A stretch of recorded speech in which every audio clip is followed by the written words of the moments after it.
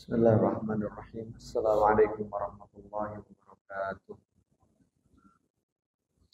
Alhamdulillahirabbil alamin. Wassalli wa nusallim ala al-mab'uts rahmatan lil alamin. Nabiyyina Muhammadin wa ala alihi wa ashabihi wa man ihtada bihadihi ila yaumil amma ba'du. Para jemaah sekalian rahimani wa rahimakumullah taala.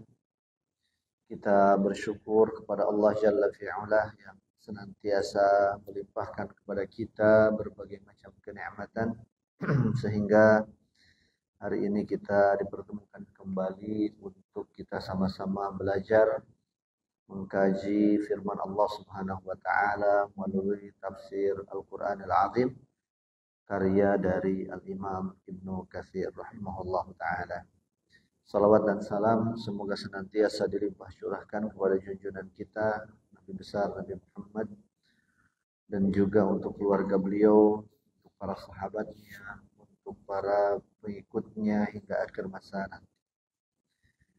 Sebelumnya kami sampaikan permohonan maaf atas keterlambatan kehadiran di masjid yang berkah ini insyaallah taala. Qadarullah tadi perjalanan macet sekali, ada perbaikan jalan dan mungkin semua orang ingin sampai ke tujuan dengan cepat, tapi ternyata justru karena kurang sabar sedikit, serobot-serobot justru jalannya kekunci sehingga semua orang nggak bisa gerak. Qadarullah. Ala kulli hal, kita memuji Allah Subhanahu wa taala bahwa semuanya terjadi karena takdir Allah Subhanahu wa taala dan insyaallah terdapat hikmah yang agung untuk kita semuanya.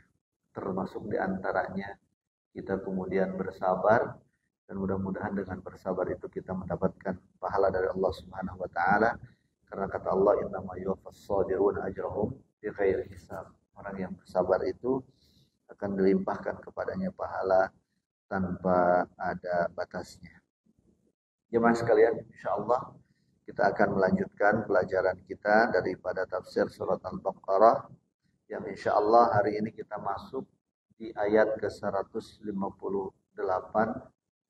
Ayat ini kaitan dengan syariat atau hukum haji ya, dan hukum umrah yang merupakan salah satu rukunnya ada di dalam ayat ini. Yaitu firman Allah Subhanahu wa taala ba'da a'udzubillahi minasyaitonir rajim. Kata Allah, innas safa wal marwata min sya'airillah faman hajjal baita aw i'tamara fala junaha 'alaihi an yatawafa bihima wa man tatawwa khairan fa innallaha syakirun 'alim. Sesungguhnya Bukit Safa dan Marwa adalah sebagian dari syiar Allah Subhanahu wa taala. Maka barang siapa yang beribadah haji ke Baitullah atau berumrah, maka tidak ada dosa baginya mengerjakan sa'i di antara keduanya.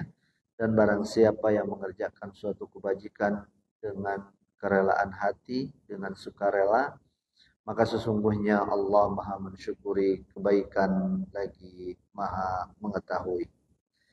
Jemaah sekalian rahimani wa rahimakumullah, kata Imam Ahmad, kata Imam Ibnu Katsir, Imam Ahmad meriwayatkan bahwa telah berbicara kepadanya, menghabarkan kepadanya Sulaiman bin Dawud Al-Hashimi, mengabarkan kepadanya Ibrahim bin Sa'ad dari Az-Zuhri, dari Urwah, dari Aisyah radhiyallahu taala anha ummul mukminin, bunda kita semua. Beliau mengatakan, aku mengatakan apakah engkau ya, bagaimana pendapatmu tentang firman Allah Subhanahu wa taala, innas safa wal marwata min sya'airillah faman hajjal baita aw i'tamara fala junaha 'alaihi an yatawafa bihima. Sesungguhnya Bukit Safa dan Marwa adalah bagian daripada syiar Allah, maka barang siapa menunaikan haji ke Baitullah atau berumrah, maka tidak ada salah baginya untuk tawaf di antara keduanya. Maka aku jawab, demi Allah, ya, tidak ada dosa bagi seseorang untuk tidak tawaf di sana. Faqalat Aisyah, maka kata Aisyah radhiyallahu taala anha, ya, alangkah Jeleknya apa yang engkau sampaikan itu wahai anak dari saudariku, wahai ponakanku. Kalau seperti apa yang engkau katakan, engkau takwilkan, engkau maksud, maka berarti tidak ada dosa orang untuk tidak tawaf. Ya. Bukan begitu kata beliau. Akan tetapi kata beliau, ayat ini turun kepada orang-orang Ansor. Orang-orang Ansor itu dahulu sebelum mereka masuk Islam, mereka ya, suka mengagungkan ya, berhala Manat. Ya, yang mereka sembah di Musyallal. Nah, yang mereka agungkan di Musyallal. Musyallal itu tempat antara Safa dan Marwah. Nah, orang yang mengerjakan itu ketika jahiliyah, ya, mereka ketika masuk Islam, mereka merasa canggung, ya, merasa tidak serak, bahasa kita tidak serak untuk tawaf di antara Safa dan Marwah. Karena terngiang-ngiang masa lalunya ketika jahiliyah. Ini pekerjaan kita nih jahiliyah. Masa sudah masuk Islam kita begitu lagi? Nah, kurang lebih begitu kalau kita terjemahkan secara bebas hadis ini. Fasa'alu dzalika Rasulullah anzalika Rasulullah sallallahu alaihi wasallam. Maka kata Aisyah, orang-orang Ansar itu kemudian berkonsultasi kepada Rasulullah sallallahu alaihi wasallam. Bertanya mereka, faqalu ya Rasulullah, mereka mengatakan wahai Rasul, inna kunna nataharraju an natufa bis safa wal marwa fil jahiliyah. Wahai Rasulullah sallallahu, kita merasa enggak enak gitu, ya. Kenapa? Karena dulu kita ketika jahiliyah kita di sana melakukan tawaf di antara Safa dan Marwah. Ya. Maka kata Aisyah, kemudian Allah Subhanahu wa taala menurunkan ayat kepada Rasulullah sallallahu alaihi wasallam, "Innas Safa wal Marwata min sya'airillah." Bahwa sesungguhnya Safa dan Marwah itu adalah bagian daripada syiar Allah, bukan syiar jahiliyah. Tapi ini syiar Allah Subhanahu wa taala sampai dengan firman Allah Subhanahu wa taala, "Wa man tatawwa fala junaha alaihi faman hajjal baita aw i'tamara fala junaha alaihi ay yatawafa bihima." Maka kata Aisyah radhiyallahu taala anha kemudian, "Tsumma qad sanna Rasulullah sallallahu alaihi wasallam at-tawafa bihima." Kemudian Rasulullah sallallahu alaihi wasallam telah membuat syariat, ya, telah menjadikan syariat ya, untuk orang yang melaksanakan haji dan umrah untuk tawaf di antara keduanya.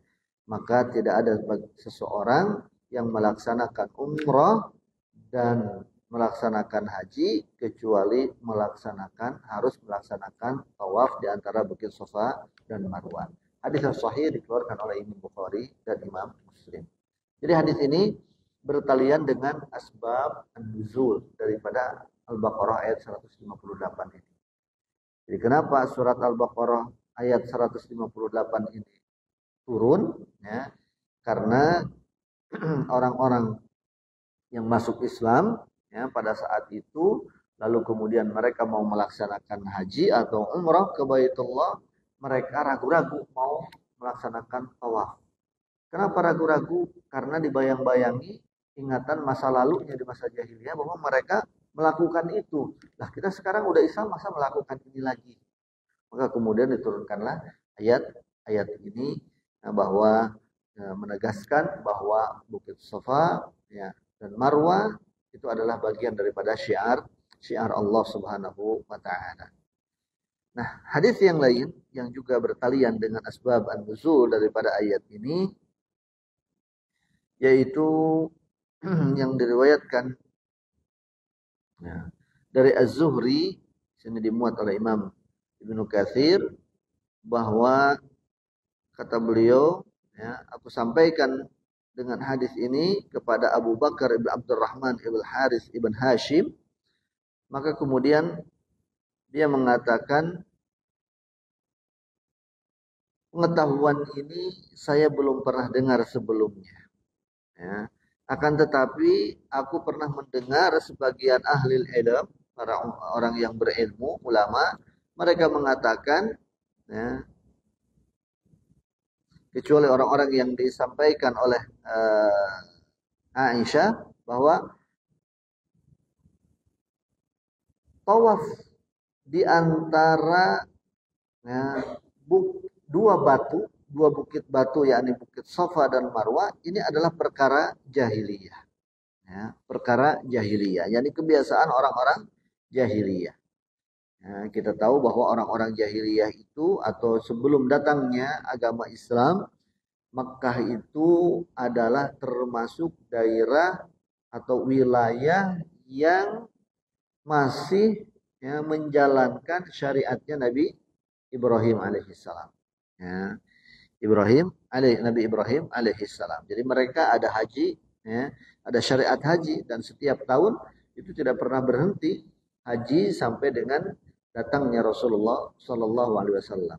Kita tahu ceritanya burung ababil, ya, kisah tentang pasukan gajah dan seterusnya, itu juga lantaran orang-orang masih melaksanakan ibadah haji ke sana. Ya. Dan mereka mengira, orang-orang jahiliyah mengira bahwa itu adalah urusan jahiliyah, perkara orang-orang jahiliyah. Kemudian, ya, Allah Subhanahu wa taala menurunkan firman Allah yang 158 daripada surat Al-Baqarah ini. Ya, Allah menegaskan bahwa sesungguhnya Safa dan Marwah adalah bagian daripada syiar Allah Subhanahu wa taala. Diriwayatkan juga, ya,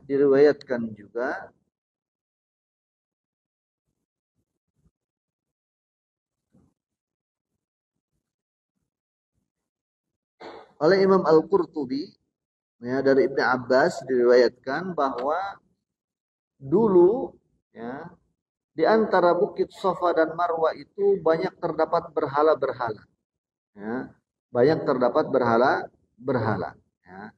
Maka ketika datang Islam, orang-orang bertanya kepada Rasulullah SAW tentang tawaf di antara bukit Safa dan Marwah ini. Ya, maka kemudian diturunkanlah ayat ini. Jadi karena terdapat berhala di sana, lalu bagaimana kita tawaf di sana? Ya, apakah harus tawaf di sana dan seterusnya? Ada lagi riwayat yang mengatakan, Imam Asy-Sya'bi mengatakan bahwa dulu, ya, di zaman dahulu itu ada dua orang, laki-laki dan perempuan, dua sejoli, yang bernama Isaf dan bernama Nailah. Ya. Namanya siapa? Isaf, Asep kali ya kalau orang Sunda. Nah, namanya Isaf, ya, dan Nailah. Ya. Kayaknya ada nama kita Nailah itu ya. Asep juga banyak ya kan. Nah, karena ada persekutuannya Asep sedunia. Ada nama Nailah, di kita juga ada. Ya, Isaf dan Nailah.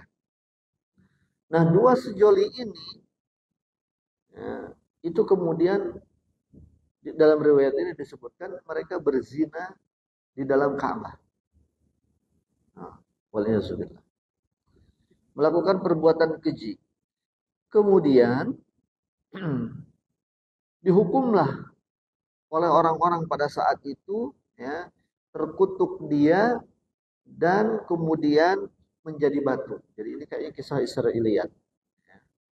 Dikutuk menjadi batu. Berarti kisah Malin Kundang ini, kisah orang jadi batu ini bukan hanya Malin Kundang ya. Nah ini juga ada nih, Isaf dan Nail. Dikutuk katanya menjadi batu, dan kemudian, ya, sebagai peringatan buat orang-orang supaya tidak mengulangi atau mengerjakan perbuatan yang sama, patung batunya itu diletakkan di dekat Ka'bah. Supaya menjadi peringatan. Kenapa? Karena Ka'bah pada saat itu adalah merupakan pusat kegiatan orang-orang. Karena orang masih tawaf, ya, baik tawaf sunnah maupun tawaf yang rukun untuk umroh, untuk haji dan seterusnya. Ya, jadi orang datang ke situ, ya, supaya orang tidak melakukan pekerjaan yang sama, maka batu kutukan yang tadinya Isaf dan Nailah itu diletakkan di dekat situ. Ya, supaya jadi peringatan sekali lagi. Tapi lama kelamaan berjalannya waktu, kemudian orang-orang tidak paham lagi cerita awalnya bagaimana, ya, kemudian disembahlah oleh orang-orang, diagungkan itu patung itu. Padahal patung itu adalah seorang atau dua orang yang melakukan perbuatan zinahan, ya kan, perbuatan keji. Tapi karena kesininya orang tidak tahu riwayatnya, tidak tahu ceritanya, tidak tahu sejarahnya, maka kemudian berubah menjadi sesuatu yang diagungkan, bukan lagi yang sesuatu yang dilecehkan, dicemooh, tapi justru sebaliknya. Nah, ini juga menunjukkan pada kita bahwa sejarah itu penting. Ya, mengerti sejarah itu penting. Ya, apa namanya? Dulu Bung Karno mengatakan jas merah, ya kan, jangan lupakan ya sejarah. Ya. Karena sejarah itu adalah bagian daripada sesuatu yang menjadi apa namanya pondasi, ya, menjadi suatu hal yang penting. Nah, karena mereka nggak tahu sejarah, malah diagung-agungkan. Nailah sama Isaf ini. Lalu kemudian oleh mereka dipindahkan, ya, tidak lagi di dekat Ka'bah, dipindahkan ke atas bukit, yakni yang satu di atas bukit Sofa, yaitu patungnya Isaf, dan yang Nailah diletakkan di atas bukit Marwah. Setiap orang yang sa'i, ya, yang sa'i atau tawaf, ya, di dalam ayat ini disebut ayyatawafa bihima. Tawaf atau sa'i itu, ya, secara syariat memiliki makna yang mirip-mirip, yaitu mengelilingi, mengitari. Dan sa'i itu kan mengitari antara bukit Safa dan Marwah, bolak-balik kita muter di situ. Setelah diletakkan di atas Safa dan Marwah, Isaf dan Nailah ini, kemudian setiap ada orang yang tawaf atau sa'i di bukit Safa dan Marwah, mereka menyentuh, mengusap patung tersebut, batu tersebut. Ya. Kemudian, ya, setelah datang Islam, ya, dan syariat Islam di dalamnya juga ada syariat umroh, syariat haji, dan kemudian ada sa'i atau tawaf di antara Safa dan Marwah, mereka ragu-ragu mau melakukan itu. Kenapa? Dulu dalam jahiliyah kita melakukan itu. Sekarang kita udah masuk Islam, masa mau melakukan itu lagi? Nah, jadi bayang-bayang masa lalu. Ya. Maka kemudian oleh Allah Subhanahu wa taala diturunkanlah, ya, ayat ke 158 daripada surat Al-Baqarah. Itu diantara cerita bertalian dengan asbab an-nuzul daripada ayat tersebut. Kemudian kata Imam Ibnu Katsir, Imam Ahmad meriwayatkan dari Suraij, dari Abdullah ibn Muammil, dari Atha ibn Abi Robah, dari Safiyah bintu Syaibah, dari Habibah bintu Abi apa ini? Ya, bintu Abi Tijarah. Beliau mengatakan bahwa aku melihat Rasulullah Shallallahu Alaihi Wasallam tawaf di antara Safa dan Marwah, dan orang-orang, ya, berjalan di hadapan beliau, di depan beliau. Ya. Sementara beliau di belakang orang-orang, ya, yang sedang sa'i tadi, dan beliau sa'i, ya, dengan semangat, ya, dengan penuh semangat sampai aku melihat kedua kakinya. Ya. Karena tersingkap izarnya, kain bagian bawahnya. Dan beliau bersabda, beliau mengatakan, Is'au fa innallaha kataba alaikumus sa'ya. Ayo kita bersa'i, karena sesungguhnya Allah telah mewajibkan atas kalian, atas kita semua untuk melaksanakan sa'i. Ya, ini hadis riwayat Imam Ahmad. Hadis yang serupa, yang semisal juga di sini dibawakan oleh Imam Ibnu Katsir dari riwayat Musa ibn Ubaidah dari Safiyah bintu Syaibah juga, ya, bahwa ada seorang wanita menghabarkan kepadanya bahwa beliau mendengar Rasulullah SAW bersabda ketika beliau berada di antara bukit Safa dan Marwah. kutiba alaikumus sa'ya fas'au. Kata Rasulullah SAW, telah diwajibkan atas kalian ya untuk melakukan sa'i, fas'au, maka bersa'ilah kalian. Maka berdasarkan hadis-hadis tersebut, para ulama, kata Imam Ibnu Katsir, para ulama menyimpulkan ya, bertalian dengan hukum sa'i ini, yang pertama hukumnya merupakan rukun. Dan ini adalah mazhabnya Imam Syafi'i, mazhab Syafi'i, dan mazhab-mazhab yang lain yang sependapat dengan beliau. Ya, seperti satu riwayat dari mazhab Imam Ahmad, demikian juga riwayat yang masyhur dalam mazhab Al-Maliki, Imam Malik. Yang kedua, pendapat yang kedua mengatakan bahwa sa'i ini hukumnya wajib. Ya, bukan rukun. Maka orang yang melakukannya, orang yang meninggalkannya karena sengaja atau karena lupa, maka boleh diganti dengan dam. Atau dia terkena dam. Ini pendapat yang kedua ini, yaitu pendapat yang kedua dalam mazhab Imam Ahmad dan juga sebagian pendapat ulama-ulama ahli fikih. Pendapat yang ketiga mengatakan bahwa hukumnya adalah mustahab, sunnah. Ya, dan ini adalah pendapatnya Abu Hanifah, madhab Hanafi, kemudian As-Tsauri, Imam As-Tsauri, Imam Asy-Sya'bi, dan juga Ibnu Sirin. Ya, dan juga Ibnu Sirin. Jadi bertalian dengan tadi perintah dari Rasulullah SAW, ya, kemudian ayat tadi bertalian dengan ayat tadi, para ulama menyimpulkan tentang hukum sa'i, baik untuk yang haji maupun yang umrah. Apa hukumnya? Ada 3 pendapat. Ya, digelar oleh Imam Ibnu Katsir, semua pendapat itu totalnya ada 3 pendapat. Yang pertama mengatakan rukun, yang kedua mengatakan wajib, dan yang ketiga mengatakan sunnah. Apa bedanya nih? Rukun, wajib, sunnah. Ya. Di dalam istilah usul fiqh dan juga fikih, ya, yang dimaksud dengan rukun adalah sesuatu yang merupakan bagian inti dari sebuah ibadah. Yang apabila itu jadi ya, sesuatu inti ya, artinya harus dilakukan. Yang apabila tertinggal, maka ibadah tersebut menjadi tidak ada, alias batal. Ini rukun.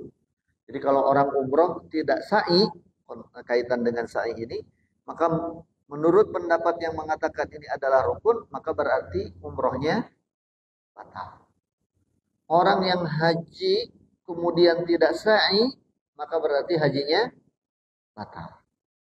Ini yang berpendapat rukun. Atau makna daripada rukun itu seperti itu. Sesuatu yang kalau dia bagian inti dan kalau tertinggal, ya, maka menjadi tidak ada sesuatu itu, ibadah itu. Yang kedua, wajib. Ini kita ingin membedakan dulu, mendefinisikan dulu apa itu rukun, apa itu wajib, apa itu sunnah. Kalau wajib, ya, wajib itu adalah sesuatu yang harus dikerjakan, bagian daripada ibadah, ya. Tetapi kalau seseorang tidak mengerjakannya, meninggalkannya baik sengaja ataupun karena lupa, maka tidak mengganggu keabsahan daripada ibadahnya. Jadi ibadahnya tetap sah. Tapi dia di samping berdosa, dia harus membayar dam, membayar kafarat, menambalnya, yaitu dengan menyembelih seekor kambing dalam hal ini misalnya dam. Nah, itu wajib. Jadi orang yang berpendapat atau mengambil pendapat bahwa sa'i itu wajib, jadi kalau orang umroh tidak sa'i, umrohnya tetap sah, tapi dia harus beleh, ya, nyembelih kambing. Pendapat yang ketiga yang mengatakan bahwa hukumnya sunnah, ya, yaitu diantara dalilnya adalah waman tatawwa'a khairan, kelanjutan daripada ayat ini, ya. Tadi mazhab Abu Hanifah, kemudian Imam Ats-Tsauri, Imam Asy-Sya'bi, Ibnu Sirin, ya, mengatakan bahwa itu hukumnya sunnah sa'i itu. Sunnah itu maknanya adalah sebagaimana yang kita pahami, kalau dikerjakan menjadi kebaikan, ya, berpahala. Kalau tidak dikerjakan, ya, kalau tidak dikerjakan rugi, bukan tidak apa-apa, rugi. Kalau tidak dikerjakan rugi karena nggak dapat pahala, ya kan. Tapi tidak mengganggu keabsahan daripada ibadah. Ya. Tapi rugi, mestinya kita dapat pahala menjadi tidak dapat pahala. Nah ini, lalu mana pendapat yang kuat di antara ketiga pendapat yang ada ini? Kata Imam Ibnu Katsir, wal qaulul awwal arjah. Pendapat yang pertama adalah pendapat yang paling kuat dari sisi argumentasinya, pendalilannya, dan seterusnya, sehingga itulah yang kemudian menjadi pendapat jumhur, pendapat mayoritas ulama, yaitu sa'i merupakan rukun baik dalam haji maupun di dalam mengerjakan ibadah umrah. Kita tahu bahwa rukun umroh itu ada berapa? Ya, rukun umroh. Ya, kita keluar dulu dari sini sedikit. Umroh itu rukunnya yang pertama ihram, yang kedua tawaf, ketiga sa'i, ya, dan ada yang mengatakan ini bagian dari rukun. Yang keempat tahallul. Selesai. Niat itu ihram. Ihram itu artinya niat. Ya. Niat untuk melaksanakan, memulai ibadah umrah atau haji. Nah, kalau haji mirip-mirip yang tadi, ya, ditambah wukuf di Arafah. Jadi ihram, kemudian tawaf dan sa'i, ya, kemudian wukuf, ya, lalu kemudian ada yang mengatakan tahallul. Tapi ada yang mengatakan tahallul ini hukumnya wajib, bukan rukun. Nah, ini yang membedakan antara umroh sama haji, ya, dari sisi rukun ditambah satu, yaitu wukuf, ya, yaitu wukuf. Lebih-lebihnya yang dikerjakan oleh jamaah haji yang tidak ada di umroh itu adalah wajib. Musdalifah, mabit, jamarat, mabit di Mina, kemudian lontar jumroh, itu adalah wajib. Nah, makanya jemaah haji kita yang sepuh biasanya atau yang uzur, ya, mereka kemudian difasilitasi untuk melaksanakan yang rukun ini, ya, tawaf, sa'i, ihram udah pasti, ya, ihram itu, ya, utamanya dari tempat dari mikot, ya, dan itu merupakan wajib. Kalaupun tidak dari situ tidak apa-apa, tapi nanti kena dam. Kemudian tawaf, sa'i, dan kemudian wukuf, ya, kemudian wukuf. Walaupun wukufnya hanya sesaat, disebutnya safari wukuf, ya kan? Di dalam ambulan, nanti dia ambulannya masuk ke Arafah, berada di situ, dia kalau sadar dia disuruh doa, ya. Kalau kondisinya kritis, biasanya hanya dibimbing saja, yang penting ada di situ, ya kan? Yang penting ada di Arafah, biasanya setengah jam sampai 1 jam, bahkan nggak sampai 1 jam, kadang, ya, seringnya begitu. Kemudian nanti ambulannya keluar lagi, ya, karena ambulannya harus ngangkut yang lain lagi, harus gantian dan seterusnya, supaya hajinya tetap dapat. Yang lain-lain, ya, Musdalifah, Jamarat, ya, mabit di Mina, itu bisa dibadalkan kalau lontar jumroh, atau bisa dengan diganti dengan membayar. Umroh kapan saja kita boleh melakukannya, tetapi haji, ya, harus di tanggal tertentu di bulan tertentu, yaitu dimulai dengan kalau mau ngambil sunnahnya diawali dengan tarwiyah di tanggal 8 ya. Kemudian nanti wukuf ya di tanggal 9, tentu ihram dulu sebelumnya. Kalau yang mau tarwiyah ya ihram di tanggal 8 itu. Kemudian ihram dan berihram miqatnya dari tempat masing-masing karena kita sudah ada di Mekah.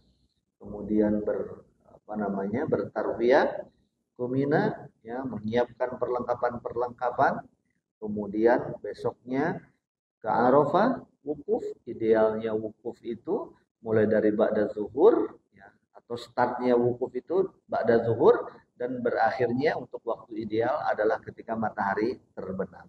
Bagi orang yang berhalangan ya, maka boleh mengambil sebagian waktu dari itu ya.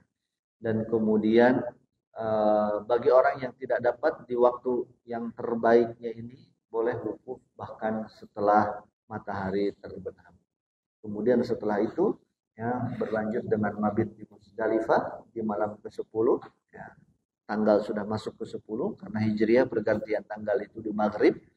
Kemudian akan berada jamaah haji itu secara ideal ya sampai dengan larut malam ya, atau orang jemaah haji harus berada setelah malam berlalu setengah ya, berada di Musdalifah. Di Musdalifah. Jadi kalau orang datang ke Musdalifah habis maghrib tapi sebelum pertengahan malam dia sudah pergi lagi, maka itu tidak sah. Jadi dia harus ada di Musdalifah setengah malam berlalu. Ya, jadi harus bertahan sampai setengah malam berlalu. Bagaimana cara menghitungnya setengah malam? Ya, misalnya malam itu jam 6, maghrib itu jam 6, subuh itu jam 5, maka hitung dari jam 6 maghrib sampai jam 5 subuh itu ada berapa jam dibagi 2, maka pertengahannya itu. Nah, katakanlah 11 jam, berarti menjadi 15 jam, 5 jam setengah. 7, 8, 9, 10, 11, 1, 2, 3, 4, berarti setengah 12. Nah, orang harus berada di Musdalifah. Ya, kalau hitungannya seperti tadi berarti dari setengah 12 ke sana. Walaupun hanya sesaat. Idealnya ada sampai subuh. Idealnya berada nginap di sana sampai subuh. Itu yang utama. Ideal itu artinya yang utama. Ya, yang utama. Tapi kalau orang sebelum setengah 12 sudah pergi dari situ, maka tidak dihitung mabit. Maka karena itu bagian daripada wajib haji, orang yang seperti itu harus mengganti dengan dam, membayar dam. Ya. Kemudian di esok harinya, di pagi hari setelah matahari terbit, ya, orang boleh memilih kata Rasulullah if'al wala haraj, ya, boleh dia melaksanakan rukun yang lainnya atau rangkaian ibadah haji yang lainnya, boleh melaksanakan rukun misalnya tawaf ya, ifadah ke Masjidil Haram ke Mekah, atau boleh dia memilih untuk lontar jamarah terlebih dahulu Aqabah. Maka barang siapa yang di hari itu sudah tawaf, sa'i, kemudian mencukur rambut, tahallul ya, dan menyembelih hadyu bagi yang tamattu, maka dia sudah tahallul awal. Atau dia pergi ke jamarat, sudah jumrah Aqabah, kemudian dia sudah cukur dan hadyu, maka berarti dia sudah tahallul awal juga. Boleh mengganti pakaiannya dengan pakaian biasa. Larangan-larangan ihram sudah tidak ada bagi dirinya kecuali satu, yaitu berhubungan suami istri. Maka kalau nanti kemudian yang tadi dari yang memilih rute ke Mekah dulu kemudian lontar jumrah Aqabah di hari itu ya, maka kemudian sudah selesai, sudah tahallul tsani. Ya, predikat hajinya tuh ibadah haji utamanya tuh rukunnya udah selesai. Tinggal wajib-wajib berikutnya yaitu mabit di Musdalifah, kemudian mabit di Mina, kemudian esok harinya tanggal 11 lontar 3 jamarat, tanggal 12 pun demikian. Ya, dan dia boleh pergi dari Mina sebelum matahari terbenam. Tapi kalau matahari terbenam dia masih ada di sana, maka dia menginap lagi 1 malam lagi untuk esok harinya melontar jamarat yang terakhir. Seperti itu ya pelaksanaan ibadah haji kurang lebih, dan semoga kita semua jemaah sekalian diberikan oleh Allah Subhanahu wa taala kemudahan untuk melaksanakan ibadah haji, baik haji akbar, haji Islam maupun haji yang sunnah, ya, haji yang pertama atau haji-haji berikutnya. Karena melaksanakan ibadah haji, demikian juga umroh, pahalanya luar biasa. Umroh itu ilal umroh, ya, kafaratul lima bainahuma wal hajjul mabrur laisa lahu jaza illal jannah. Kata Rasulullah, umroh ke umroh bisa menghapuskan dosa-dosa. Dan haji yang mabrur tidak ada balasan yang layak kecuali surga. Banyak hadis-hadis tentang keutamaan haji dan umroh. Orang yang umroh akan dihapuskan kemiskinan darinya. Orang yang umroh atau orang yang haji tidak ada rafat, tidak ada fusuk, kembali bagaikan dia dilahirkan dari rahim ibunya kembali. Jadi tidak ada dosa bersih, dosa-dosa seterusnya. Jemaah sekalian rahimani wa rahimakumullah taala jami'an. Nah, sekilas tadi tentang manasik haji dan umrah. Sekali lagi, kalau haji boleh kapan, kalau umrah boleh kapan saja, tapi kalau haji maka harus di bulan haji, yaitu di bulan Dzulhijjah, tanggalnya yaitu 8, 9, 10, 11, 12 dan atau tambah 13. Ya, dan atau tambah 13. Haji boleh dilakukan secara tamattu. Orang umroh datang ke Mekah, umroh di bulan haji, yaitu di bulan Syawal, di bulan Dzulqa'dah, atau di awal-awal Dzulhijjah, kemudian dia bertahan di Mekah sampai datangnya waktu haji. Ya, dia tahallul, kemudian menunggu sampai datangnya waktu haji. Atau dia melakukannya dengan qiran, ya, dengan digabungkan beberapa ritualnya, beberapa pelaksanaannya untuk niat haji dan umroh, atau ifrad, melaksanakan haji saja. Ada 3 cara model manasik yang dapat dipilih oleh kaum muslimin. Namun orang Indonesia biasanya hampir keseluruhan hajinya adalah tamattu. Jemaah sekalian rahimani wa rahimakumullah taala jami'an. Jadi kaitannya dengan sa'i tadi antara Bukit Safa dan Marwa, ya, adalah merupakan pendapat yang paling kuat, merupakan rukun daripada haji dan umroh, sebagaimana apa yang disabdakan oleh Rasulullah dan apa yang dicontohkan oleh beliau sallallahu alaihi wasallam. Kemudian jemaah sekalian rahimani wa rahimakumullah taala jami'an, kaitan dengan syariat sa'i ini antara Bukit Safa dan Marwa ini adalah tentu ini bertalian dengan sejarah Nabi Ibrahim alaihissalam dan istrinya siapa? Hajar. Ya, Hajar serta putranya Ismail alaihim assalatu wassalam. Jadi dulu ketika Nabi Ibrahim diperintahkan oleh Allah Subhanahu wa taala untuk meninggalkan, meletakkan istri dan anak bayinya, ya, di lembah ghairi zar'in, ya, inda baitika al-muharram, yakni di lembah yang tandus, tidak ada pohon yang tumbuh di sana, di sisi Ka'bah, Baitullah al-Muharram yang mulia. Maka kemudian atas perintah Allah Subhanahu wa taala tersebut, Hajar, ya, seorang ibu yang sangat mandiri, yang taat kepada perintah Allah Subhanahu wa taala, menerima, ya, perintah itu, dan dia tinggal di situ, ditinggalkan oleh suami. Coba, ya.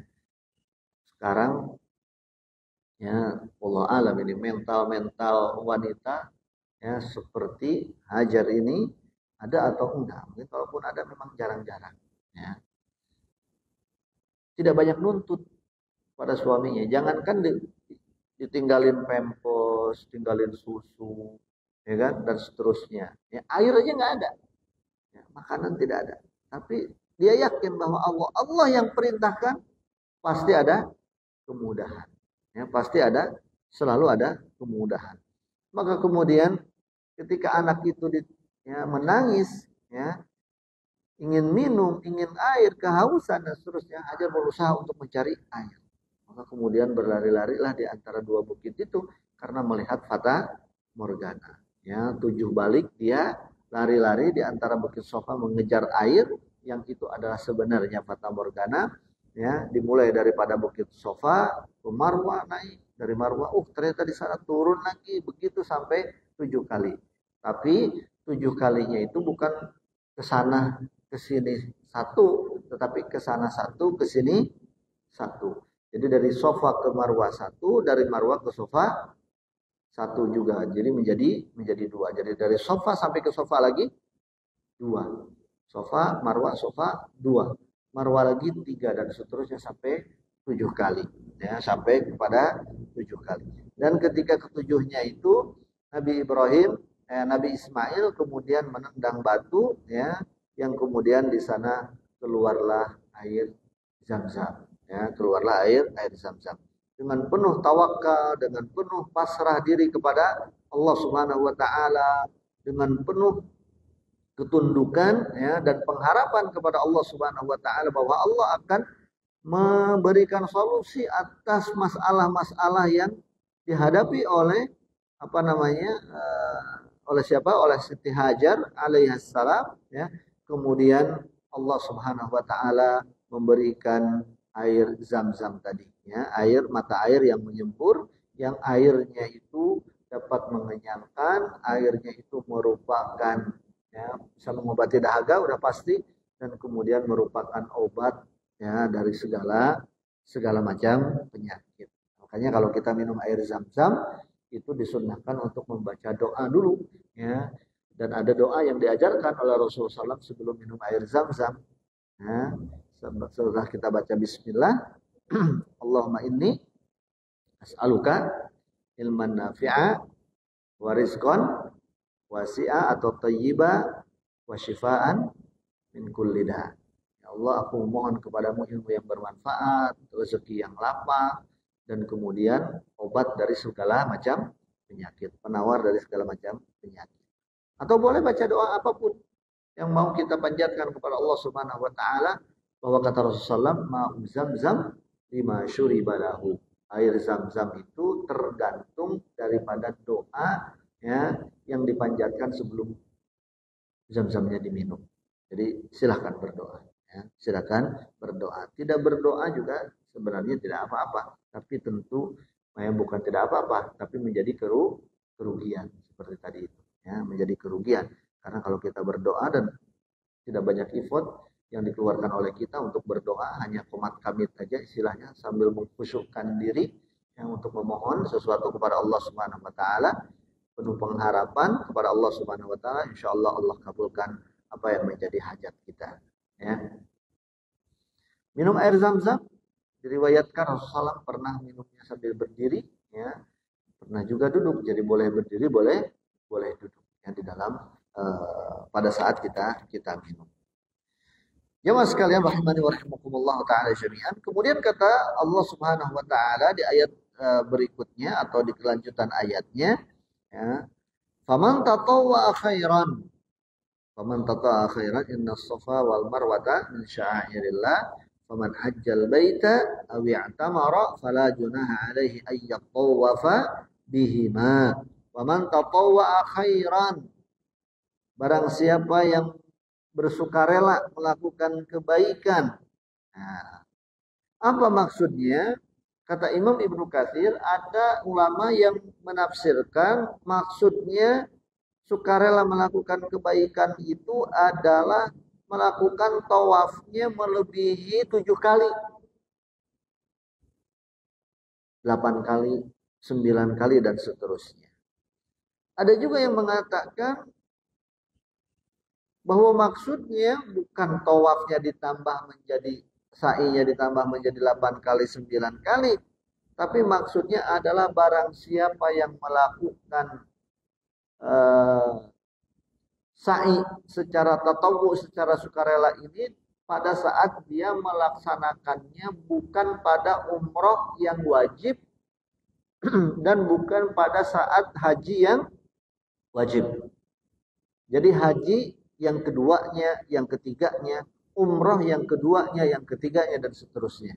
Barang siapa yang mengulangi umroh, mengulangi haji, nah ini maksudnya. Man tatawwa'a khairan, menurut pendapat yang lain. Ya.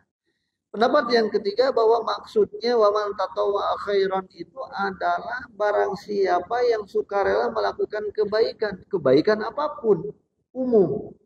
Baik kebaikan di dalam melakukan ibadah sunnah yang hukumnya sunnah, salat sunat, puasa sunat, ya, umroh sunnah itu artinya umroh yang kedua dan seterusnya.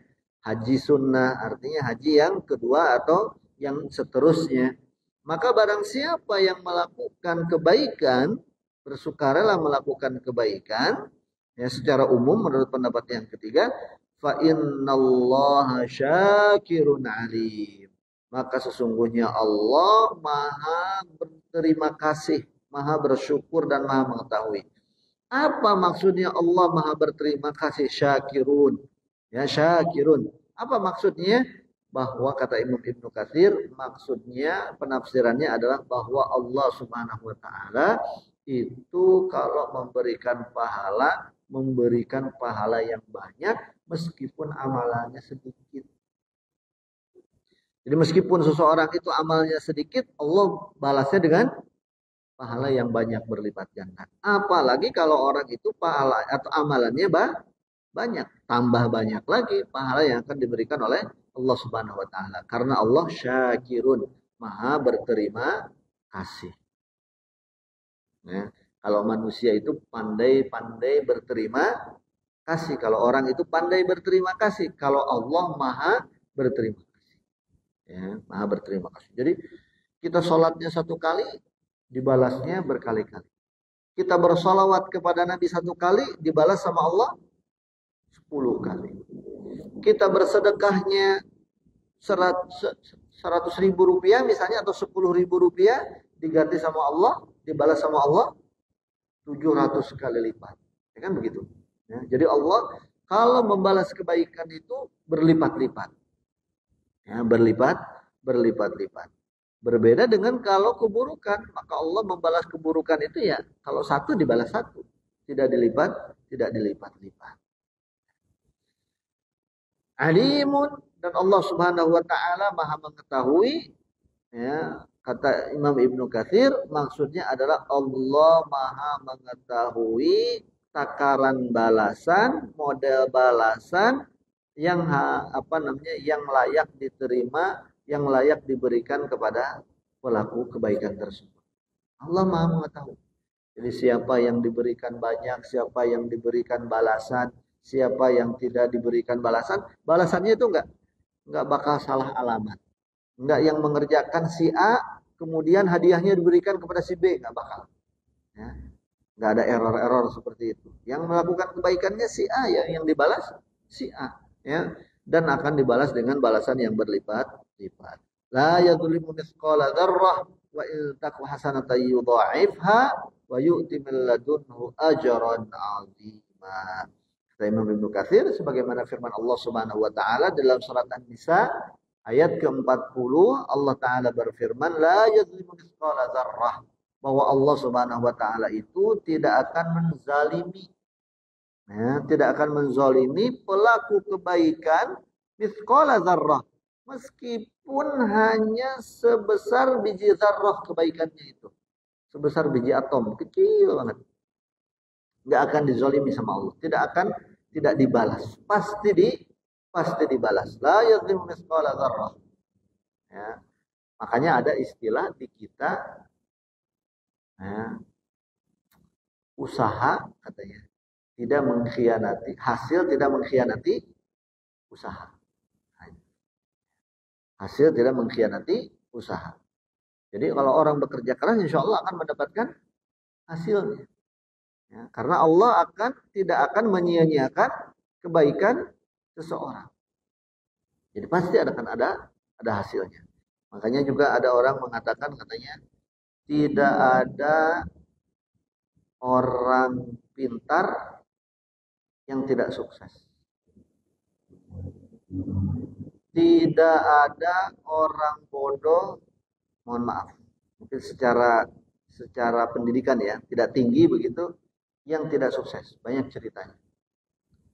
Bahkan saya dapat cerita di Tanjung Priuk itu ada orang Katanya dia kalau baca tulis nggak bisa, buta huruf. Tapi kalau suruh ngitung kapal tua, dia tahu nih berapa keluar angkanya. Dan dia orang kaya, sukses. Ya, dengan jual besi tuanya. Jual beli besi tuanya. Artinya secara pendidikan dia rendah mungkin ya stratanya. Tapi sukses. Jadi ada orang yang, mohon maaf, tadi buta huruf, tapi sukses. Ada orang pinter, sukses banyak lagi. Ya kan? Dia udah pinter. Tapi tidak ada orang malas yang kemudian sukses.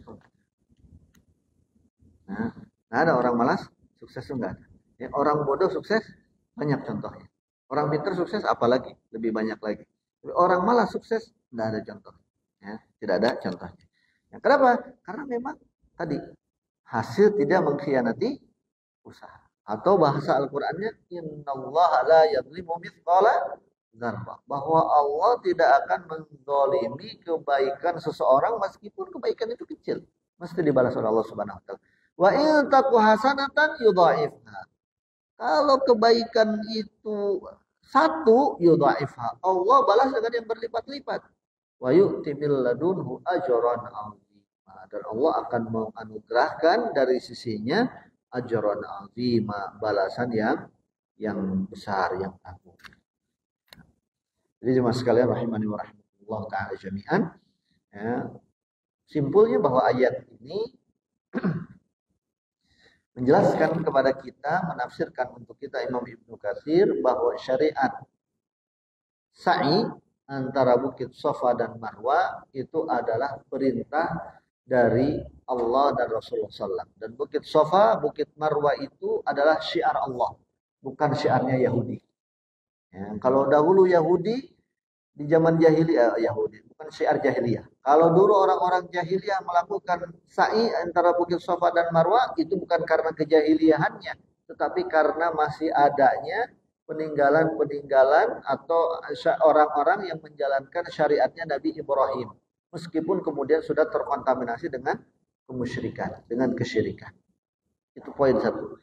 Poin yang kedua kemudian bahwa sa'i di antara Bukit Safa dan Marwa, ya, ulama berselisih pendapat. Ada yang mengatakan hukumnya rukun, ada yang mengatakan wajib, ada yang mengatakan sunnah. Namun jumhur, mayoritas ulama ya, merajihkan, menguatkan bahwa hukumnya adalah rukun. Rukun tadi kita sudah sampaikan, definisinya adalah bahwa itu bagian daripada inti ibadah. Yang kalau dikerjakan ibadah itu menjadi sah, sebaliknya kalau itu tertinggal sengaja ataupun lupa, maka ibadahnya menjadi tidak ada alias tidak sah, harus diulangi. Untuk orang yang memiliki kelapangan, keluasan, ya, di dalam melaksanakan ibadah-ibadah yang sifatnya sunnah, maka Allah akan membalasnya dengan balasan yang berlipat ganda. Allah akan berterima kasih. Ya, wabil khusus ya di dalam ibadah haji dan umroh. Ya, terutama untuk ibadah umroh yang ini kesempatannya terbuka lebar. Kalau ibadah haji tentu ini dibatasi karena antriannya cukup panjang. Ya, maka kita utamakan untuk orang yang belum pernah haji supaya mereka mendapat kesempatan atau antrian terlebih dahulu.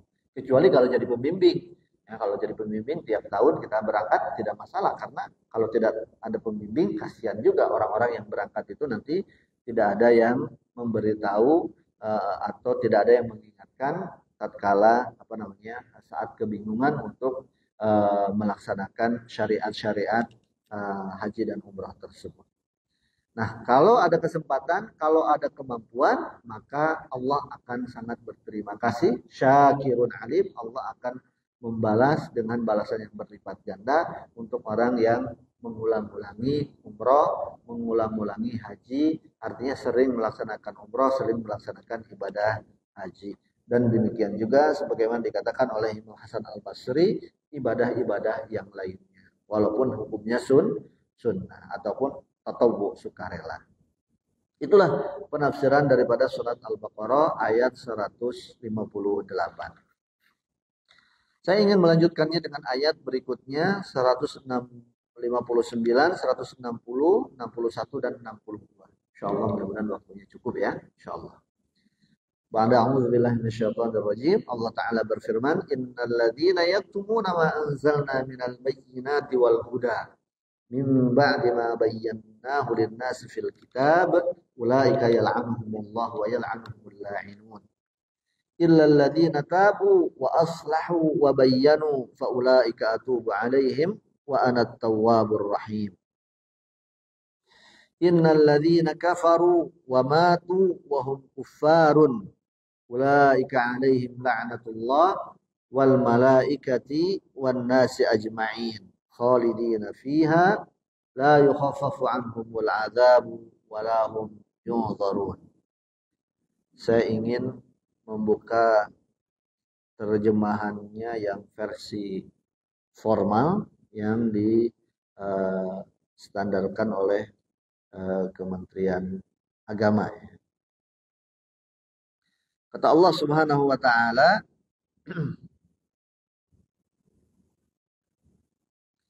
sesungguhnya mereka, ayat ke-159, sesungguhnya mereka yang menyembunyikan keterangan-keterangan dan petunjuk yang telah kami turunkan sesudah kami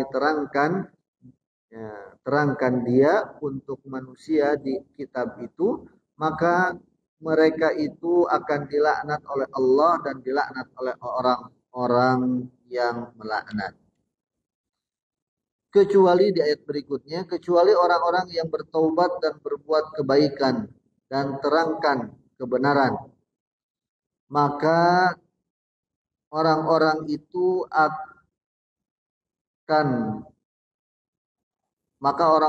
aku akan ampunkan mereka karena akulah pengampun dan penyayang, Maha Pengampun dan Penyayang. Sesungguhnya mereka di ayat berikutnya yang tidak beriman lantas mati padahal mereka tetap sebagai orang-orang kafir, maka adalah atas mereka laknat Allah dan malaikat dan manusia semuanya. Di ayat terakhir 162, padahal mereka akan kekal di dalam neraka itu dan tidak akan diiringkan azab dari mereka dan tidak akan diringankan azab dari mereka dan tidak akan diperdulikan mereka. Kurang lebih seperti itu terjemahan bahasa Indonesianya. Ya. Nah, kata Imam Ibnu Katsir, ayat-ayat tersebut di atas merupakan ancaman yang dahsyat. Ancaman dari Allah Subhanahu wa taala untuk orang yang menyembunyikan kebenaran yang dibawa oleh para rasul. Ya, dari tanda-tanda yang jelas, ya, kemudian dari maksud-maksud yang baik, petunjuk yang bermanfaat untuk diri, untuk jiwa dan untuk hati, ya, setelah dijelaskan oleh Allah Subhanahu wa taala untuk para hamba-Nya di dalam kitab-kitabnya yang diturunkan kepada para rasul. Jadi ayat ini peringatan. Nah, siapa yang dimaksudkan di dalam ayat ini? Yang pertama, yang dimaksudkan dengan ancaman di dalam ayat ini adalah ahlul kitab, orang-orang Yahudi dan Nasrani. Kenapa mereka diancam dengan ayat-ayat ini? Karena mereka menyembunyikan sifat-sifat kenabian Nabi Muhammad SAW yang ada di dalam kitab mereka. Yang sejatinya Nabi Muhammad itu sudah disampaikan oleh Allah akan menjadi nabi terakhir dengan ciri-cirinya, ya, baik dari ciri-ciri fisik maupun ciri-ciri yang lainnya, sehingga tidak ada keraguan bahwa Muhammad itulah Nabi bin Abdullah itulah adalah nabi terakhir yang mereka ketahui, yang sudah mereka terima tanda-tandanya di dalam kitab mereka Taurat dan Injil. Ini yang pertama. Ya, sehingga mereka kemudian dilaknat, diancam oleh Allah Subhanahu wa taala. Yang kedua, tentu ini secara umum, ya, yang dimaksudkan juga dengan ancaman daripada ayat ini adalah setiap orang yang mengetahui kebenaran lalu menyembunyikannya, walaupun mereka bukan orang Yahudi dan Nasrani. walaupun kita sebagai orang muslim. Bahwa segala sesuatu upaya menyembunyikan kebenaran itu bisa jadi dia pura-pura tidak tahu, bisa jadi bentuknya itu dia tahu tapi tidak mengerjakan, konsekuensi tidak mengimplementasikannya. Ya. Dia tahu hukum sholat itu wajib, misalnya sholat fardu, tapi dia tidak sholat, itu sama dengan menyembunyikan kebenaran.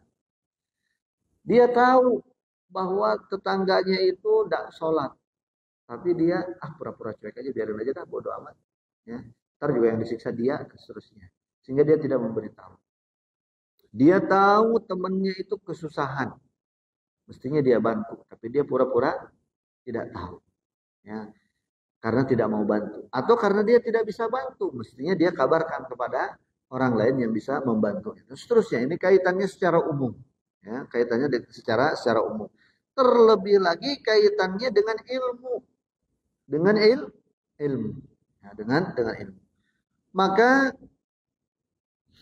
di dalam sebuah hadis ya, dikatakan Rasulullah SAW bersabda, "Man su'ila an ilmin fakatamahu uljima yaumal qiyamati bilijamin minan nar." Barang siapa yang ditanya tentang suatu ilmu lalu dia menyembunyikan.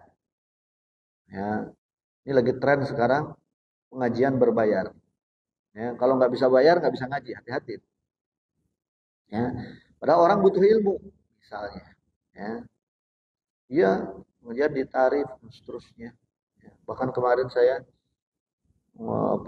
diberitahu oleh Ustaz Firanda di suatu daerah itu ada kajian itu yang di manage sedemikian sehingga pesertanya itu kalau mau dekat sama ustadznya tarifnya sekian. Ya, tarif ring 1, jadi dia bisa makan sama ustadz, bisa ngobrol, duduknya depan ustadznya 2,5 juta. Nah, kalau lebih mundur lagi, turun lagi harganya 1,5 juta dan seterusnya. Nauzubillah. Ya. Mudah-mudahan ya mendapat hidayah dan mudah-mudahan tidak masuk ke dalam hadis ini. Kata Rasulullah, "Man su'ila an ilmin fakatamahu." Barang siapa orang yang ditanya tentang ilmu, ditanya itu tidak mesti harus ya ditanya dulu baru dia jawab. Tapi orang datang ke pengajian kan berarti butuh ilmu. Ya, orang ya bertanya secara tidak langsung. Man su'ila an ilmin fakatamahu. Siapa orang yang ditanya tentang suatu ilmu fakatamahu, lalu dia menyembunyikannya, tidak mau jawab. Nah, karena tarifnya tidak sesuai. Ya, kasih bocoran tipis-tipis aja misalnya begitu. Cuma di-spill aja jawabannya. Nah. Uljima yaumal qiyamati bilijamin minan nar. Maka orang itu kata Rasulullah akan dikekang. Uljima yaumal qiyamati pada hari kiamat nanti bilijamin minan nar, dengan kekangan made in neraka. Ya, dia borgolnya terbuat di neraka, ya, dari api neraka. Waliyadzubillah. Hadisnya diriwayatkan oleh Imam Ahmad, Abu Dawud, Ibnu Majah dan Imam At-Tirmidzi dari Abu Hurairah radhiyallahu taala anhu.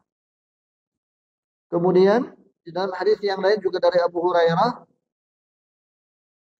beliau mengatakan, "Laula ayatun fi kitabillahi ma haddatsu ahadan syai'a." Kalau aku tidak takut, kalaulah tidak ada ayat di dalam Al-Qur'an, ya, ayat ini, maka aku tidak akan pernah memberikan satu hadis pun pada orang lain. Tapi karena ada ayat, maka beliau takut. Apa? Innal ladzina yaktumuna ma anzalna minal bayyinati wal huda. Yani ayat ini. Sesungguhnya orang yang menyembunyikan ya apa yang Allah turunkan dari penjelasan dan petunjuk, ya, maka dan seterusnya ya, daripada ayat tersebut. Jadi karena ayat ini kemudian Abu Hurairah takut, sehingga apa saja yang beliau ketahui tentang hadis, apa yang beliau ketahui tentang apa yang didengar dari Rasul, apa yang dilihat dari Rasul tentang Rasulullah, beliau sampaikan semuanya. Begitu juga sahabat-sahabat yang lain, sehingga syariat itu sampai kepada kita menjadi terang benderang. Ini karena jasa-jasa mereka radhiyallahu taala anhum ajma'in.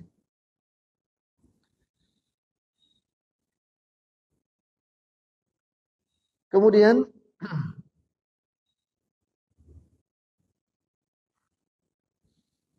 orang yang seperti itu maka mereka akan dilaknat oleh Allah Subhanahu wa taala, ulaika yal'anuhumullah wa yal'anuhumul la'inun. Maka orang-orang yang seperti itu akan dilaknat oleh Allah dan akan dilaknat oleh makhluk-makhluk yang melaknat.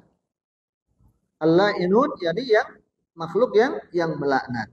Ya, bisa malaikat, bisa manusia, bisa jin, bahkan binatang dan yang lain-lainnya. Sebagaimana nanti dalam kelanjutan ayatnya, ulaika alaihim la'natullahi wal malaikati wan nasi ajma'in. Nah, di dalam hadis bahkan dikatakan bahwa yang melaknat itu bukan hanya Allah, ya, padahal cukup Allah sih kalau sudah melaknat sudah selesai urusan, ya. Malaikat, kemudian manusia, bahkan sampai binatang pun melaknat. Diriwayatkan dari Al-Barra ibn Azib, beliau mengatakan bahwa kami bersama Rasulullah SAW mengantarkan jenazah seseorang. Maka kemudian beliau mengatakan, ini hadisnya panjang, tentang diangkatnya roh, dicabutnya roh. Dan di dalam kutipan hadis itu diriwayatkan Rasulullah SAW menyabdakan, innal kafir yudrabu darbatan baina ainaihi.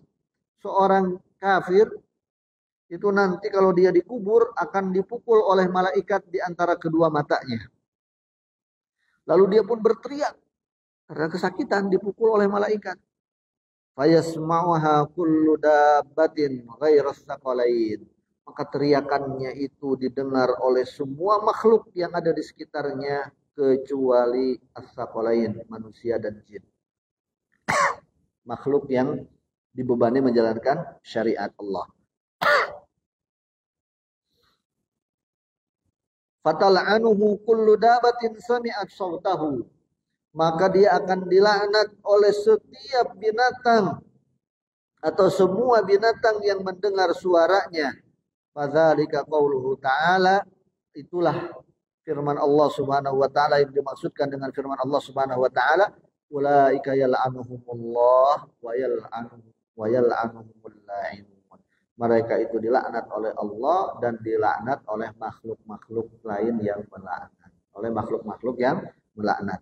Yakni dawabul ar. Kata Rasulullah SAW maksudnya adalah yang lain itu binatang-binatang yang ada di bumi. Atau dawabul ar itu semua makhluk yang ada di bumi. Dawab itu kata umum, yakni semua yang hidup di atas muka bumi. Manusia, apalagi binatang, pohon-pohon juga kan ada hidup di atas tanah, di atas muka bumi. Hadisnya diriwayatkan oleh Ibnu Majah. Nah. Kemudian jamaah sekalian rahimani wa rahimakumullah taala jami'an, ulaika yal'anuhumullah wa yal'anuhumul la'inun illa alladziina taabu wa aslahu wa bayyanu fa ulaika atubu 'alaihim wa ana tawwabur rahim. Kecuali kalau orang itu ya bertobat kepada Allah Subhanahu wa taala, dia berbuat baik, ya, kembali ke jalan yang benar, dia berbuat baik, ya. Taubat itu berarti tadinya menyembunyikan, sekarang tidak lagi menyembunyikan, dia tebarkan ilmunya, wa aslahu, ya, dia berbuat baik, wa bayyanu, dia jelaskan, ya, aslahu a'malahum, mereka memperbaiki amalannya, wa ahwalahum, memperbaiki sikapnya, kondisinya, wa bayyanu linnas. Kemudian kata Imam Ibnu Katsir, mereka menjelaskan apa yang mereka ketahui kepada orang lain, ya, yang sebelumnya dia sembunyikan. Faulaika atubu 'alaihim wa ana tawwabur rahim. Maka aku akan bertobat kepadanya, maksudnya aku akan memberikan ampunan kepadanya, dan aku, kata Allah Subhanahu wa taala, At-Tawwab Ar-Rahim, Maha Pengampun lagi Maha Penyayang. Ini kata Imam Ibnu Katsir merupakan dalil bahwa orang yang mengajak orang kepada kekufuran, mengajak orang kepada perbuatan bid'ah, wa fi hadza dalalatu ala anna ad-da'iyah ila kufrin aw bid'atin idza taba ila Allah taballahu alaihi. Ini dalil bahwa kalaupun ada orang yang mengajak orang untuk berbuat kufur, menjerumuskan orang kepada perbuatan kufur, kemusyrikan, kebid'ahan, kalau dia bertaubat, Allah akan terima taubatnya. Allah akan terima taubatnya, bahwa Allah Maha penerima taubat. Jemaah sekalian rahimani wa rahimakumullah taala jami'an, ya. Kecuali kalau orang itu tidak taubat, innalladzina kafaru, ya, dia tetap ada di dalam kekufuran, wa matu wa hum kuffar.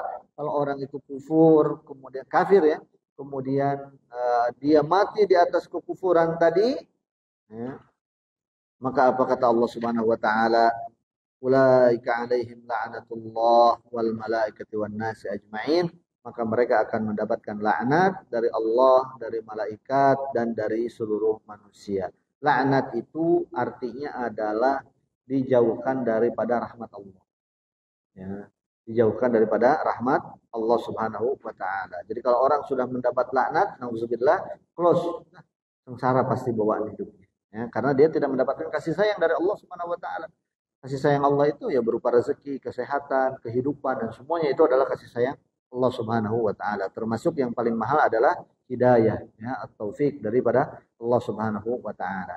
Maka orang itu akan orang yang tidak kembali kepada jalan Allah, mati di atas kekufuran, kekafiran, maka dia akan mendapatkan laknat dari Allah, dari malaikat, dan dari seluruh manusia. Khalidina fiha, mereka akan nanti pada hari kiamat akan kekal dalam neraka jahanam, la yukhaffafu anhumul azab, bahwa azabnya tidak akan dikurang-kurangi, ya, tidak akan tidak akan diringankan, tidak akan dikurang-kurangi, wala hum yutarun, dan mereka juga tidak akan kemudian azabnya itu diberhentikan sebentar, ya, kemudian azabnya itu dipending sebentar, tidak, azabnya akan terus, ya, berlanjut, berkesinambungan.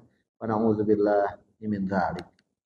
Ikhwatal iman wal Islam, azanillahu wa iyyakum jami'an. Ada sebuah permasalahan, faslun kata Imam Ibnu Katsir di akhir daripada penafsiran ayat 159 sampai dengan 152 itu, boleh nggak kita melaknat orang lain? Yang pertama jawabannya, kalau dia orang mukmin tidak boleh. Ya. Kutuk kau misalnya, laknat kau, tidak boleh. Yang kedua, kalau orang laknat orang kafir boleh atau enggak? Laknat orang kafir secara umum boleh, kata beliau. Secara umum, ya. Secara umum itu tanpa menyebutkan nama, ya, tanpa menyebutkan nama fulan fulan. Pokoknya orang kafir itu terlaknat. Ya memang dia dilaknat oleh Allah karena kekufurannya. Ya. Tapi kalau menyebutkan nama, menunjuk seseorang, walaupun itu orang kafir, tidak boleh. Ya, tidak boleh. Kenapa? Karena bisa jadi, kata Imam Ibnu Katsir, orang itu di kemudian hari masuk Islam, mendapatkan hidayah dari Allah Subhanahu wa taala. Sehingga para ulama mengatakan tidak boleh seseorang, ya, melakukan laknat bita'yin, bahkan kepada orang kafir sekalipun. Nah, tapi namun demikian kata beliau, ada ulama yang mengatakan bahwa bita'yin pun kepada orang non muslim diperbolehkan. Ada juga pendapat yang seperti itu. Wallahu taala a'lam. Nah, ini yang dapat disampaikan para jemaah sekalian rahimani wa rahimakumullah taala. Intinya daripada ayat 159 sampai 162 ini adalah kita kalau punya ilmu, atau ditanya tentang suatu ilmu, kebenaran, penjelasan-penjelasan tentang suatu ilmu, maka tidak boleh menyembunyikan. Ya, karena itu amanah dari, apalagi ilmu agama, ya, karena itu adalah amanah dari Allah Subhanahu wa taala. Wallahu taala a'lamu bis-shawab. Ini yang dapat disampaikan. Mudah-mudahan bermanfaat, dan mudah-mudahan Allah Subhanahu wa taala senantiasa memberikan kita taufik untuk mendapatkan ilmu yang bermanfaat, ilmu yang dapat kita amalkan, ilmu yang dapat kita tularkan. Allahumma amin ya rabbal alamin.